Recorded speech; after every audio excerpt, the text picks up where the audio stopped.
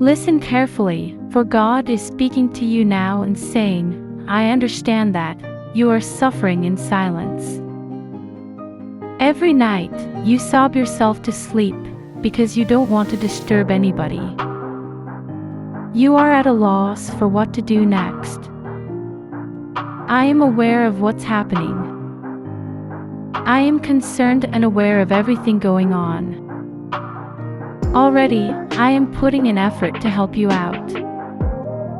Relax in my arms. I have complete control over you at this moment.